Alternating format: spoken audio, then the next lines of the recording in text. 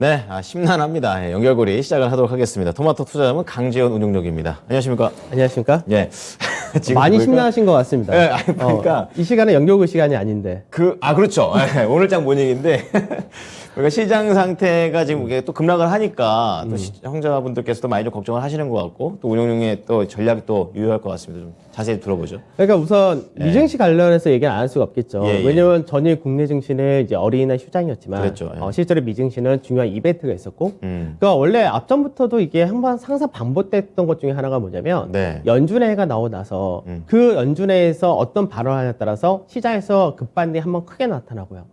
그리고 그 다음날 네. 과연 연준에서 얘기했던 부분이 시장에서 어떻게 해석하느냐는 재해석이 한 번씩 꼭 들어오거든요. 그럼 똑같네요. 그럼 그래서 지금. 국내 증시가 하루 휴장이었다는 게 네. 어떻게 보면 괜찮다가 될 수도 있었던 부분이 음. 어떻게 보면은 미증시가 연준회의 결과 나오고 나서 급등했다가 같이 바로 오늘 또 급락했다면 그쵸. 아마도 충격이 더 컸을 겁니다. 국내도 한번 올라갔다 내려갔다 이러겠네요. 그죠? 그런 예. 과정이 있었으면 더 안 좋다가 되는데 음. 이제 이틀 동안에 우리가 흐름을 같이 좀 생각을 해봐야 될 필요가 있는데 네. 우선은 이제 연준회의 결과부터 좀 얘기를 하고 그리고 바로 나머지 또 얘기를 좀 하면 될 것 같은데 예. 우선은 파월 연준장이 얘기했던 부분을 잘 생각을 해야 되는 게 시장에서는 앞전에 연준회의를 앞두고 어떻게 전망했었냐 6월 달에도 75bp 인상을 할 것이다. 네, 자이언트 그래서 스텝. 예. 자이언트 스텝을 몇 차례 더 할 수가 있고 그래서 시장에서는 금리 전망이 3%에서 3.25%를 전망했었죠. 그렇죠. 근데 파월 연준장은 뭐라고 얘기했냐면 75bp라는 자이언트 스텝은 고려하고 있지 않다라고 얘기를 했고 선 그은 그죠? 거죠.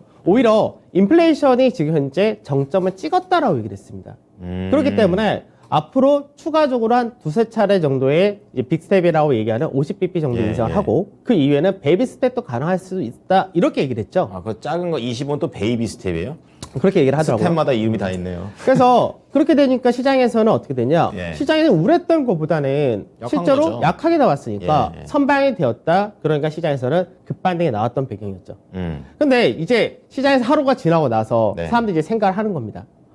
그러면 연준에서는 이렇게 안 좋다고 얘기했었는데, 전망 자체가 앞전에 더 안 좋다는 것보다 좋게 우리가 뭐 비둘기파적으로 얘기를 했다. 이렇게 얘기하는데, 그렇다면 앞으로 정말 좋아질 거냐. 이 그쵸, 부분에 따라서 그쵸. 이제 생각하는데, 예, 예. 그 전제 조건이 하나 들어간다가 하나 바로 나오는 것이 어떤 뭐냐면, 겁니까? 인플레이션이 과연 정점 찍었냐. 아, 왜 그러냐면 지금 그쵸, 제일 현재 중요하죠, 그게. 인플레이션이라는 부분이 말 그대로 시장에서 제일 문제된 건 뭐냐면 공급 차질이거든요. 네, 맞아요. 그러니까 인플레이션이 높아진 부분이 수요 자체가 탄탄해서 그 수요가 너무나 초과 수요가 발생이 돼서 거기에 따른 인플레이션이 아니라 그렇죠. 지금 현재 보게 되면 작년부터도 마찬가지지만 지정학적 리스크라든지 여러 가지 코로나 문제라든지 중국에서의 경제 봉쇄라든지 네. 아직까지 이 부분은 우리가 확인을 못하고 있거든요. 그러니까 같은 인플레이션이라는 단어를 쓰더라도 그 내용이 다르다라는 다른 거죠. 거죠. 그러니까 예. 공급발 인플레이션이기 때문에 이 부분이 해소되는지 그리고 정말 연준에서 얘기했었던 실제적으로 인플레이션이 피크아웃을 쳤다면 네, 네. 이제 우리는 확인할 수 있는 데가 어디냐? CPI 지수에서 확인해야 되거든요. 소비자 물가지수죠. 물가지수죠. 그러니까 그 부분이 또 5월 11일에 나옵니다. 이렇게 됩니다. 다음 주네요. 그죠? 그래서 시장에서는 그럼 말 그대로 연준에서 그렇게 얘기했던 부분은 우리가 소비자 물가지수 확인해야 되겠다 이렇게도 얘기를 하는 거고 그렇죠. 또 일부는 연준이 여태까지 했던 행보를 보면은 도무지 신뢰가 안 된다. 아. 그렇기 때문에 물가지수가 꺾이는 흐름이 나타나지 않는다면 연준은 다시금 자이언트 스텝으로 말을 바꿀 것이다. 이렇게도 얘기를 하는 거죠. 그럴 수 있겠네요. 왜냐하면 연준에서는 작년부터 이런 얘기를 했었죠. 현재 인플레이션은 일시적인 현상이고 점점 안정화될 것이다. 그렇죠. 그리고 올해 초에 금리 인상 한다고 했을 때도 첫 금리 인상 이후에 본격적인 금리 인상하는 것은 2023년 이후가 될 것이다.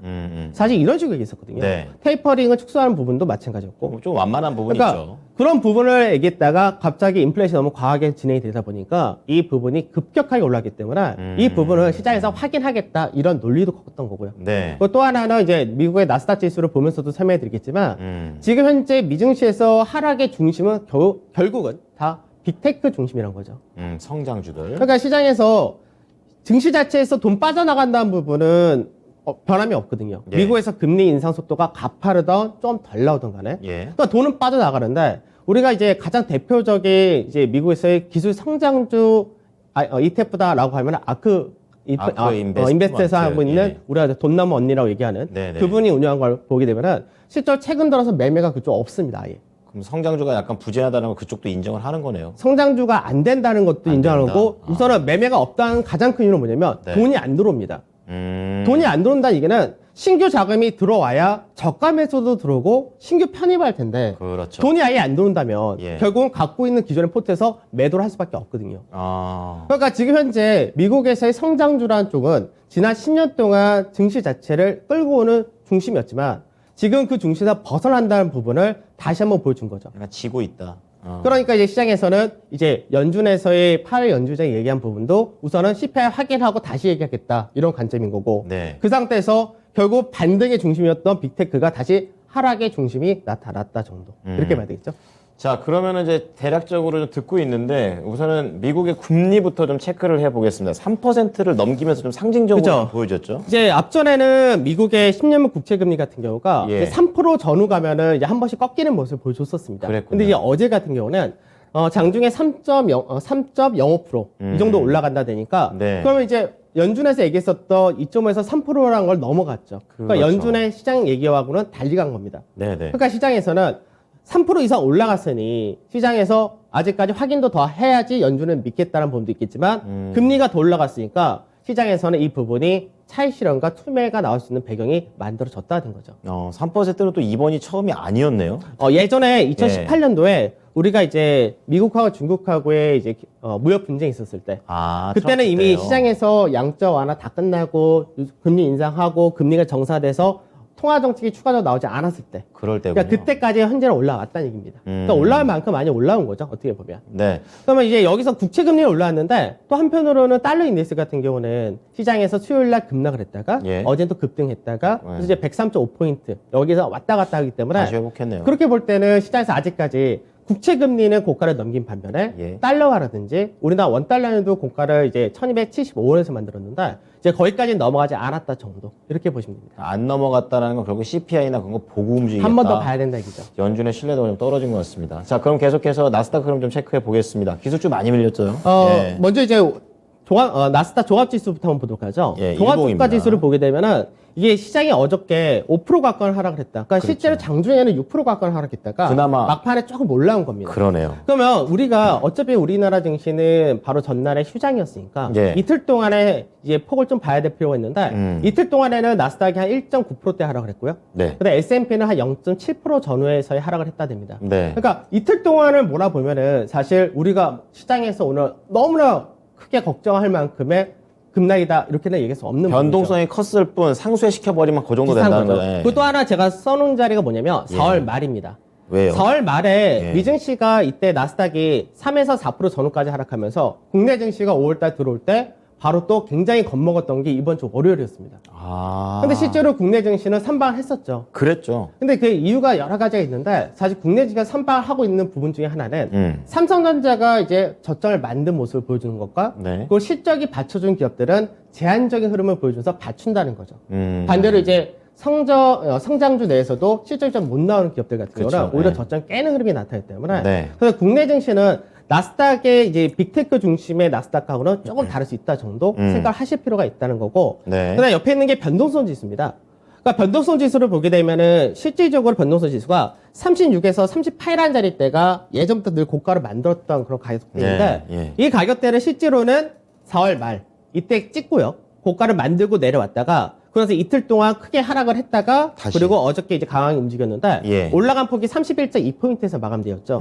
그 앞전에 고가보다는 낮은 자리에서 마감되었다. 이 부분 생각하셔야 됩니다. 예. 그래서 시장에서 이제 또 뭔 생각을 해야 되냐면 네. 이제 연준에서의 우리가 사실 연준회의를 앞둔 경계감이 굉장히 높았었고 그랬죠. 이 부분이 결과적으로 볼 때는 처음에는 긍정적 네. 그걸 하루 지나고 나니까 또 굉장히 부정적 예. 이렇게 됐죠. 그럼 다음 주에 이제 CPI가 있으니까 CPI를 보고 이제 무게추를 어디로 둘 거냐 이 부분으로 바뀌겠죠. 그렇죠. 근데 사실 연준의 파워란 부분은 여전히 셉니다. 그렇기 때문에 연준의 사실 우리가 조금 길게 볼 때는 연준의 신뢰를 가져야지 맞는 건데 그렇죠. 지금 당장 그게 아니지만 결국 CPI나 이런 거 확인이 된다면 그때는 이제 연준에 대한 신뢰도가 높아진다가 되면은 그때는 시장에서 이런 금리 인상이라든지 빅스텝이냐 자이언트 스텝이냐 여기에 대한 부분이 좀 완화될 수 있다 이렇게 생각하셔도 될 것 같습니다. 네.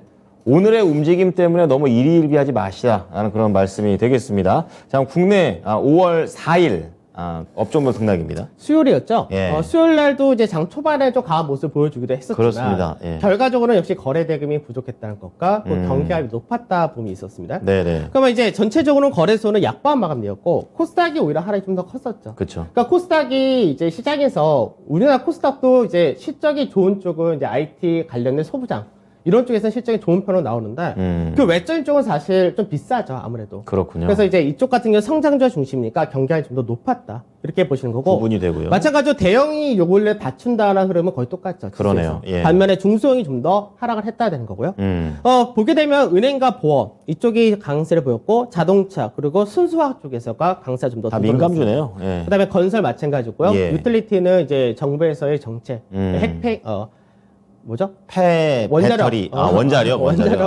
그 사업에 대해서 이제 그 부분 정책을 바꾼다라는 부분. 신정부. 그다음에 통신도 강세 좀 띄었고. 예. 그다음에 이제 결국 차별화가 그대로 이어진다라는 부분은 동일하다 되는데 여기서 보면 이제 제약이라든지 예. 이제 음식료 같은 경우는 인플레이션에 대한 기대치가 많이 붙었던 쪽이었고 예. 의료 같은 경우는 아직까지 중국의 경제 봉쇄에 따른 중국에서 많은 매출을 보이는 기업들이 좀 안 좋다. 이 정도가 되겠죠. 그러니까 차별화가 됐는데 결국은 실적이 받쳐준 쪽은 그나마 저가 매수가 붙는다 이렇게 보시면 되겠죠. 그렇군요. 자, 결국은 계속해서 지난주부터 계속 말씀드리죠. 실적에 대한 부분이 중요한 키워드가 되고 있습니다. 자, 국내 코스피 종합지수 체크해 보겠습니다. 먼저 바로 이 수급을 먼저 보도록 하죠. 예. 수급을 보게 되면 거래소 같은 경우는 외국인들이 소폭 매수를 했죠. 그러네요. 그러니까 그 전에도 매도가 좀 작았다 정도입니다. 네. 근데 반대로 기관에서는 오히려 거래소에서 매도가 좀 많았다가 되는데 사모펀드를 중심해서 연기금과 투신에서가 매도가 좀 컸고요. 네. 그다음에 코스닥 같은 경우는 외국인과 기관 동반 매도인데 외국인의 매도가 좀 크게 나왔죠. 예. 그러니까 이제 시장에서 지금 거의 비슷하다고 보시면 될 것 같은데 시장에서 우선은 뭐 기관 투자자들이 매도한 부분은 경계감이 어느 정도 있었다라고도 볼 수 있고 또 한편으로는 그동안 많이 움직였었던 중소형을 중심으로 매도가 나왔다 됩니다. 아, 그렇군요. 그다음 코스닥 같은 경우는 이제 기관 같은 경우는 이제 소부장을 중심으로 실적이 받쳐줬기 때문에 예. 매수가 들어왔지만 외국인 같은 경우는 코스닥은 우선 1차 타이틀이 성장성이거든요. 그렇죠. 그러니까 그쪽에 대해서 매도 역시 컸다 정도. 그래서 지수는 보합권 전후 끝났는데 이제 관건은 뭐냐면 지수가 앞전에 제가 말씀드렸던 부분이 4월 말에 미 나스닥 지수와 네. 그리고 현재 어저께 종가를 기준하면 한 마이너스 0.2%가 안 되는데 그러면 이제 국내 증시가 이제 5월 초에 역시 마찬가지 낮게 출발했었거든요. 그쵸. 근데 그런 부분들을 이제 저점 지키고 올랐는데 이 저점 달 때까지 내려오면 사실 조금 불안해집니다. 그래서 저점보다 좀 더 윗자리 그래서 한 2640에서 50포인트 사이 요거 라인대 정도를 받쳐주는지가 중요하다 정도 2640. 이렇게 된 거고 예. 그다음에 여전히 시장에서는 저 이 녹색 주황색 선 이거를 넘어가느냐가 제일 관건인데 네. 그러니까 이제 시장에서 이제 어느 정도 이벤트는 종료를 했죠. 그쵸. 이제 다음 주에 있을 이벤트가 이제 러시아 전승일 관련해서 어떻게 나오느냐 휴전되냐 아니면 더 가냐. 그건 아직까지 모르는 부분이고 그렇죠. 그러니까 그것과 더불어서 이제 미국의 금리 관련돼서는 소비자 물가지수, 인플레이션이 정점 찍었느냐 이걸 그쵸. 확인하기 때문에 그게 나왔을 때 저거를 다시 넘어갈 수 있느냐 이게 중요하다 정도 보시면 되겠죠. 자, 2640포인트에서 지금 주황색 선을 좀 넘기는지 좀 체크까지 동시에 해봐야겠습니다. 자, 이번에는 이제 코스닥 넘어가 볼게요.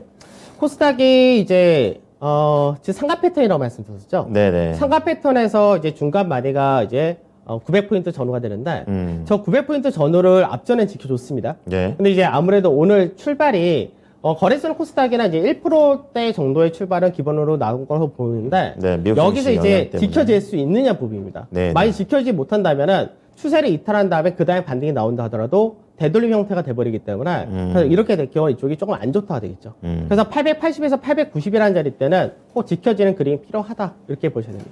뭐 계속해서 약간씩 지켜줘야 되는 그런 포인트들이 조금씩 좀 내려가고 있는 게 코스닥 같네요. 자, 그러면 종목으로 넘어가 보겠습니다. 예스 올로가 되겠는데요. 첫 번째 예스 올로입니다. 예, 탈원전, 이게 정책발 신정부 정책이 되겠는데, 한전 기술 좋으냐?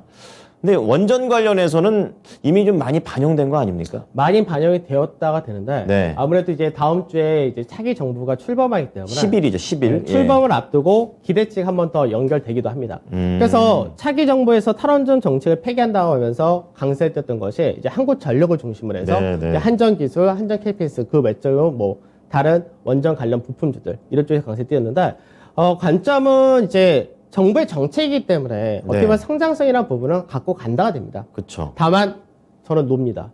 왜 그렇습니까? 이게 그 원전이 네. 지금 현재 노후화된 원전을 재연장을 해서 계속해서 가동률 높인다가 되면은 그때는 정비를 하는 한전 KPS 같은 경우가 실적이 좀 더 좋아진 케이스입니다. 새로 만드는 게 아니니까요. 그죠. 예. 근데 이제 한전 기술은 말 그대로 설계를 중심으로 하기 때문에 만들어야 되네요. 만들어야 되는 쪽입니다. 음. 그러면 이제 해외에서 원전 수출을 할 수 있는 계약을 맺는다면 예. 그때는 한전 기술이 모멘트 한번 더 받게 됩니다. 근데 아직 뭐. 근데 아직까지 그 부분을 모르죠. 못 들어온 상태인 예. 거고, 그리고 이제 새롭게 원전을 설립을 한다 하면은 그거를 설계해서 나중에 시공까지 가는데 보통 6년 정도 걸립니다. 그럼 임기 끝나네요. 그렇죠. 그래서 사실 원전이란 부분이 이 에너지 정책 전체가 다 마찬가지인 게 예. 우리가 이제 앞전에 작년에 탄소 중립이라고 얘기하면서 2040년, 50년 막 이렇게 플레이했죠. 왜냐면 에너지 정책은 단신에 할 수 있는 부분이 아니기 때문에. 성격이 그렇군요. 그래서 지금 현재 한전 기술은 밸류적인 부분에서 보면 굉장히 비쌉니다. 네. 근데 지금 현재는 딱 전체적으로 그림을 보게 되면 상가 패턴 안에서 계속해서 급등락이 연속돼서 나타나고 있죠. 그렇군요. 그러니까 앞전에 고가 대비해서 한 30% 하락했다가 한 28% 상승했다가 24% 하락했다가 다시 15% 상승했다는데 결과적으로 보게 되면은 상승 진폭이 조금씩 상승과 하락 모두 다 축소가 돼가는 과정이죠. 네네. 그러니까 이 축소가 된다는 얘기는 이제 방향을 위로 갈 거냐 아래로 갈 거냐 이 부분으로 이제 연결되는데 아, 변곡점에 중심에. 위로 간다 했을 때는 새로운 더 매기가 들어와야지 위에 매물을 소화해준다 이렇게 되는 거니까 그쵸, 예. 여기서는 위로 갈 수도 있겠지만 밑으로 떨어질 가능성도 상당히 높다고 보는 겁니다. 음. 그래서 밸류적인 부분에서가 아직까지 안 나왔고 1분기 실적 전망이 컨센서스 한 45억 정도 네. 흑자로 전환하긴 하지만 시가총액에 비해서는 실적이 굉장히 작은 거죠. 그러니까 이게 가시적으로 뭔가 보이려면은 계약을 맺는 과정이 보여줘야 된다. 까지 생각하셔야 될 것 같습니다. 이제는 이제 투자자분들께서도 뭔가 확실하게 숫자로 딱 찍히고 뭔가 딱 계약을 받고 이래야지 좀 움직이시는 것 같아요. 자, 두 번째 예스올로입니다. 실적에 우려가 높았던 화학, 그 중에서 코롱 인더, 화학 요즘 다시 좀 괜찮은 것 같은데 예스 아닙니까? 네, 예스입니다. 예스 좀 자세히 보죠. 그러니까 이제 시장에서 제가 앞서 그 얘기 말씀드렸는데 네. 대한유화가 네. 실적을 어닝 쇼크가 나왔다는 말씀드렸죠. 그랬죠. 근데 주가가 안 빠졌다고 그랬습니다. 맞아요. 원래 빠져야 되는데. 그 다음에 바로 LG화학이 어닝 서프라이즈 나오니까 굉장히 큰 폭의 급등이 나왔고요. 그럼 마찬가지로 그게 나타난다 보니까 즉 시장에서 우리가 연초부터 거의 시장에서 똑같은 얘기했습니다. 작년 중반부터는 마찬가지지만 네. 화학은 실적이 피크하시고 유가가 올라가니까 납살 같은 원재료 가격이 높아진다는 부분이 그렇죠. 예. 결국 실적이 계속해서 안 좋을 것이다 라고 하면서 시장에서 이미 83년 다 팔았다는 얘기죠. 그렇군요. 근데 막상 뚜껑을 열어보니까 아닌 거죠. 우려했던 것보다 괜찮네가 돼버린 경우는 눈이 너무 주가가 낮았죠. 네. 올라간 케이스가 된 거죠. 아하. 그래서 코어인더 같은 경우가 지난 수요일 날였죠. 수요일 날 7%대 상승으로 마감이 되었다 되는데 강력합니다. 실적을 보게 되면은 추정치 대비해서 아주 높다고 할 수 없습니다. 그쵸. 한 11% 정도 추정치를 상회했다 이렇게 예, 되는 거. 예. 금액적인 부분을 따지면 한 70억 정도. 그러니까 전체 그렇게 금액이라든지 서프라이 비율로 보면은 아주 높은 건 아닌데 눈이 낮다는 거죠. 시장에선 낮아진 눈높이 충족을 했다는 거죠. 역시 기대가 낮았어요. 그러니까 이제 전체적으로 올해 실적에 대한 전망을 보게 되면 이제 코로인더 같은 경우는 실적이 영업이익이 한 3천억 정도로 전년보다 증가를 했다가 되는 네, 거고요. 밸류 자체가 현재 7에서 8% 사이니까 네. 밸류적인 부분도 없다가 되는 거죠. 음. 그러니까 계속해서 코로인더 같은 경우는 5만 8천 원에서 한 6만 6천 원 사이 여기 박스권에서 굉장히 오랫동안 움직였었는데 네. 여기서 실적 모멘텀을 가지고 윗자리 살짝 넘어간 그림이 나왔다는 거죠. 그럼 이제 윗자리에 넘어갈 때 거래량이 붙느냐가 굉장히 중요한데 붙었네요. 거래량이 강하게 들어왔죠. 예, 녹색으로. 그러면 이제 통과하셨네요. 이 부분에서는 예. 이제 숨고르기 좀 해주고 추가적인 모멘텀을 받느냐 이 부분인데 이제 코로 인도하면 우리가 일부 화학이란 부분에서도 여러 가지 세분화가 되는데 네. 뭐 타이어 코드라든지 최근 들어서 수소 관련된 탄소 섬유 이런 것들도 들어가지만 골프 의류 의류요? 의류 안에서도 골프 의류가 있죠. 아, 그 예, 아웃도어가 있죠. 아, 그것도 약간 그러니까 이제 기능성이죠. 그런 부분은 시장에서 최근에 얘기하는 리오프닝 관련도 되기도 하고요. 맞아요. 그리고 골프 같은 경우는 시장에서 이제 수요가 굉장히 많이 들어가기 때문에 맞아요. 예. 그런 부분에서도 어느 정도 성장성을 가지고 있다. 이렇게 해석이 되는 거죠. 그렇군요. 그러니까 시장이 주가가 빠져있을 때는 늘 똑같습니다. 네. 주가 빠졌을 때는 대부분이 증권사건, 시장이건 간에 안 좋다라고 우선 얘기를 하는데 근데 이제 실적이 보여주고 그 다음에 나머지 또 좋은 거 찾다 보니까 또 이런 내용이 있다. 이런 시장은 또 여기에 대한 기대치를 가지게 되죠. 이게 또 분위기가 바뀌는 그런 코롱 인더가 되겠습니다. 자, 마지막으로 하나 더 보겠습니다. 예스올로. 카카오. 카카오 성장주에다가 또 카카오 또 실적도 그렇고 얘 노 아닙니까? 놉니다. 예, 노죠. 예. 그러니까 우리가 지금 올해 우리 개인 투자자분들이 가장 많이 갖고 계신 주식이 삼성전자, 네, 그죠. 그 다음에가 카카오 네이버 이런 수준인데 성장주 두 개. 왜냐면 많은 분들이 생각하실 때는 똑같습니다. 주가가 위에서 올라왔기에 굉장히 가파르게 올라왔었고 그렇죠. 작년까지 주도주 중에 하나였기 때문에 맞아요. 시장에서는 주도주였기 때문에 주가가 현재 보게 되면 고가 대비 엄청 많이 빠졌거든요. 많이 밀렸죠. 고가 대비해서 한 51%까지 하락했다가 반등 나왔다가 지금 다시 그 자리에 온 건데 엄청나게 싸 보이는 거죠. 근데 제일 중요한 거는 성장주는 매출이라든지 확실하게 매출 성장을 보여주던 아니면 오래된 기업이건 시가총액이 굉장히 높은 기업은 영업이란 이런 데 성장을 보여줘야 됩니다.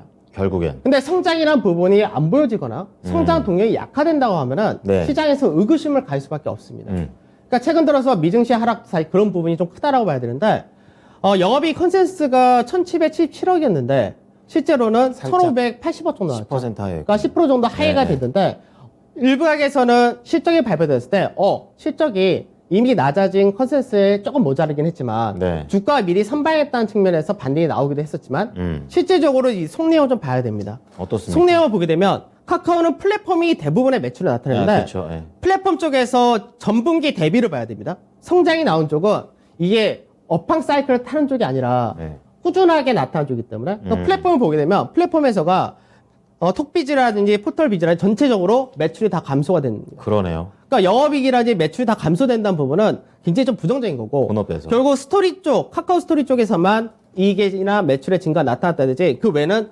전체적으로 아. 성장 동력이 약간 멈췄다, 주춤해졌다 이렇게 봐야 되는 거죠. 그렇게 해석을 해야 되는 거군요. 그래서 이런 부분에서는 저점을 지킬 수 있느냐 이 싸움을 들어가게 됩니다. 그러면 나중에 올라간다 했을 때는 매물벽이 더 두꺼워졌기 때문에 탄력적인 상승이 또 어려워진다 이렇게 되겠죠. 왕년에 잘 나갔다고 무조건 잘 가는 건 아닙니다. 자, 투자 전략 보겠습니다. 어떻습니까? 빨리빨리 좀 가야 되겠는데 예. 연준회의 결과는 뭐 파월에선 비둘기 발언했지만 신뢰도가 이뤄졌다. 다음 이 주에 부분인 거죠. 결정되겠네요. 그래서 이 다음 주 CPI, 예. 11일 날 CPI가 있으니까 그렇군요. 이거 확인하기 전까지 시장에서 관망세와 그리고 매수와 매도 많이 충돌하는 과정이 있을 겁니다. 네, 그럼 지수 밴드 좀 체크해 보겠습니다. 그 다음에 종합주가지수 볼 때는 2615포인트가 앞쪽 저점이었고 네. 2640포인트 정도까지가 지켜주는 게 가장 중요하다. 그래서 다음 주까지가 2615라는 자리 때는 지켜주는 과정이 굉장히 중요하다고 보셔야 되고요. 그걸 봐야 되는군요. 그 다음에 지수는 2690을 회복한 게 중요하고 네. 그걸 회복한 다음에 2710까지 넘어가야지 이제 시장에서는 안도감이 생길 수 있고 이제 그렇군요. 흐름이 바뀌었다 이렇게 얘기가 나올 겁니다. 네. 코스닥은 880에서 890을 지지를 해줘야 되고 905포인트를 살려줘야 되고 그리고 난 다음에가 918포인트인데 이건 뭐 다음 주까지 이어진다고 보시면 될 것 같고요. 네. 자, 그 다음에 업종별. 내용 보죠. 업종별로는 여전히 똑같습니다. 제가 계속해서 이쪽만 얘기해 드린 게 실적이 받쳐진 쪽과 그리고 그쵸. 2분기 네, 이후에 기대치가 높은 쪽이기 때문에 맞아요. 계속해서 자동차, 바뀌진 철강, 않네요. 건설 거의 똑같다라고 보셔야 될 것 같습니다. 네.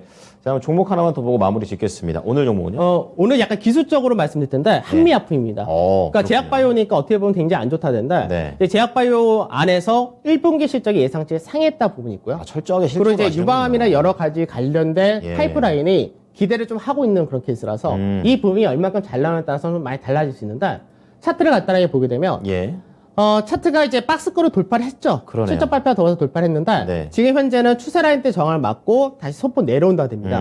그래서 박스권의 상단 자리로 앞전에 움직였었던 가격대가 28만 1,500원 이런 자리대인데 예. 그러니까 28만 1,000원에서 28만 7천 원 사이에서 매수를 한다 이렇게 보는 거고 예. 손절은 27만 원, 그다음에 목표가는 33만 원 이렇게 말씀드리도록 하겠습니다. 네, 한미약품 기술적인 부분으로 좀 말씀을 해 주셨습니다. 참고해 주시기 바랍니다. 오늘 내용 감사합니다. 네, 감사합니다. 네. 자, 지금까지 토마토 투자 전문 강지연 운용과 함께한 오늘장 모닝이었습니다.